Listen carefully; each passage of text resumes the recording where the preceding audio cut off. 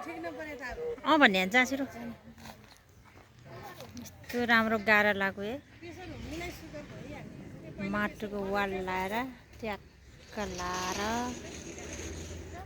यसरी कुखुराको खोर बनाएर कुखुरा पालेर कुखुराको मासु कराईमा भुटेर रक्सी छौँ झर्याम खानुलाई त सजिलो मिठो नि हुने काम गर्नलाई लास्टै गाह्रो यो अरू भन्दा नि बोरा उचालेर माथि फाल्नु चाहिँ त्यो जस्तो ठुलो गाह्रो त केही पनि होइन रहेछ के गर्नु मासु त मिठो लाग्ने मासु मिठो लगाएर के गर्नु काम गर्नलाई त यस्तो गाह्रो छ भनेपछि के गर्ने होला है गाइजहरू